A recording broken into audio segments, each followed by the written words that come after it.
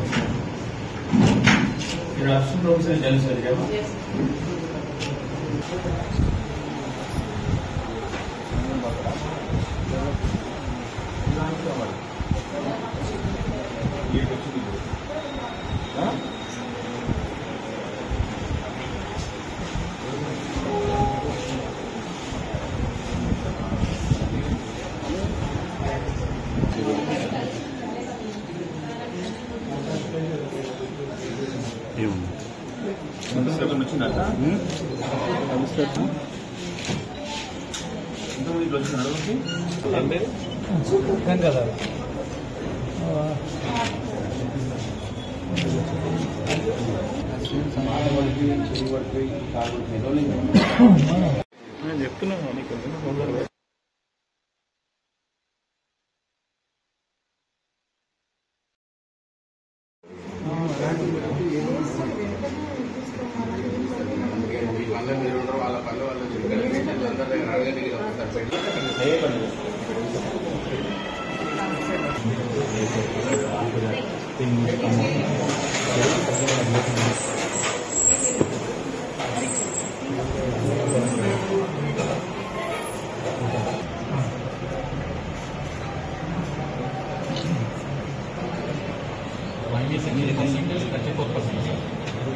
అంటే ఆసుపత్రులు నిండిపోయి ఉన్నాయి, రాష్ట్రానికి జ్వరం వచ్చింది,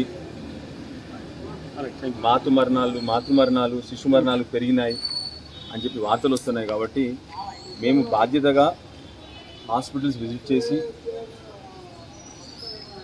ఆరోగ్య శాఖ మంత్రి గారికి ముఖ్యమంత్రి గారికి నివేదిక ఇద్దామని చెప్పేసి హాస్పిటల్స్ అన్ని తిరగడం జరుగుతుంది. అయితే మొన్న బాధాకరమైన విషయం ఏంటంటే బాధ్యతతో గవర్నమెంట్ హాస్పిటల్ మొన్న గాంధీ గవర్నమెంట్ హాస్పిటల్కి పోయినా మొన్న ఆ రోజు మమ్మల్ని అరెస్ట్ చేయడం జరిగింది. ఆ రోజు కూడా నేను వాళ్ళ రిక్వెస్ట్ చేసినాను. నేను అంతకుముందు అసెంబ్లీలో కూడా అసెంబ్లీ సాక్షిగా నేను కేవలం నిర్మాణాత్మకమైన సూచనలు ఇస్తాను, మీ మీద విమర్శలు ఇవ్వని కాదు నేను అని చెప్పేసి నేను వారికి ఆ రోజు కూడా చెప్పాను. మీరు ప్రభుత్వంలో ఉన్నా నేను ప్రతిపక్షంలో ఉన్నా నా బాధ్యత నేను నిర్వర్తిస్తాను, మీకు మంచి సూచనలు ఇస్తా తప్ప నేను మిమ్మల్ని విమర్శించుకుంటూ కూర్చోనని కూడా చెప్పిన ఆ రోజు.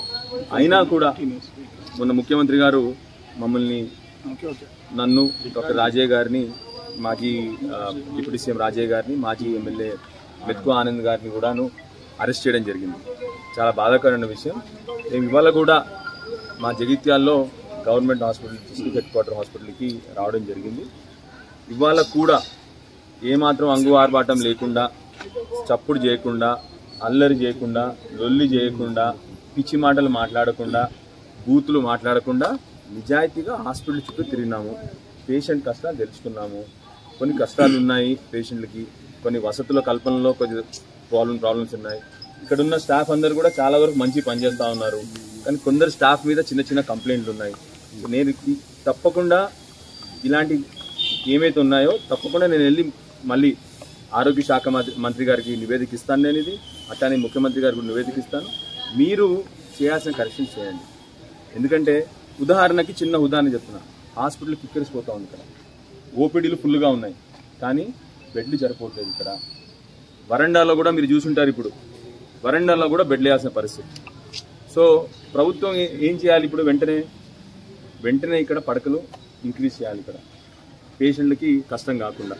సో ఇలాంటి సూచనలు ఇస్తాం తప్ప మేమేదో మీలాగా పిచ్చి మాటలు పిచ్చి చేతలు చాలా బాధ్యతగా ప్రవర్తిస్తామని చెప్తా ఉన్నాను. దయచేసి మమ్మల్ని అరెస్టులు ఇవన్నీ చేయకుండా కూడా మళ్ళీ కోరుతా ఉన్నాను ప్రభుత్వాన్ని.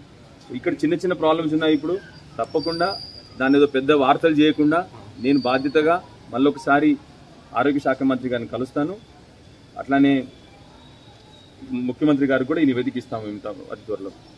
నా చిన్న రిక్వెస్ట్ ఏంటంటే ఇక్కడున్న స్టాఫ్కి కానీ ఇక్కడున్న చిన్న చిన్న కంప్లైంట్స్ ఇప్పుడు మీరు విన్నారు, స్టాఫ్ కూడా విన్నారు. లోపల కొందరు చాలామంది 90% డాక్టర్లు కూడా టైంకి వస్తూ ఉన్నారు. 5% డాక్టర్ రాకపోయేసరికి పేషెంట్లు చాలా సఫర్ అవుతూ ఉన్నారు లోపల. సో దయచేసి వాళ్ళని కూడా రిక్వెస్ట్ చేస్తూ ఉన్నాను, మీరు తొందరగా ఆన్ టైం రండి, పేషెంట్ సఫర్ అవ్వకుండా చూసుకోండి.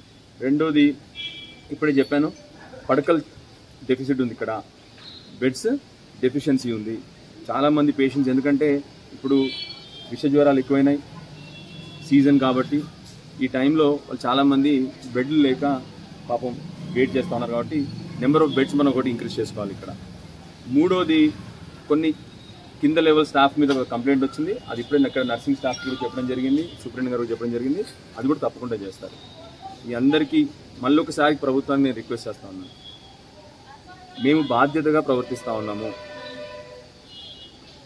మమ్మల్ని హాస్పిటల్ తిరగనివ్వండి, మేము వచ్చి మీకే నివేదికిస్తాం. ఇప్పుడు కావలిస్తే ఇక్కడ పేషెంట్లు గొడవ చేస్తున్నారు, మీరు చూసారు ప్రెస్ రిపోర్టర్లు అందరూ. నేను కూడా అక్కడ నిల్చొని గొడవ చేయవచ్చు కదా, చేసినా మేము గొడవ ఏమన్నా అక్కడ. బాధ్యత ప్రతిపక్షంగా ప్రవర్తించినాం అక్కడ మేము. సో తప్పకుండా అదే విధంగా భవిష్యత్తులో కూడా మమ్మల్ని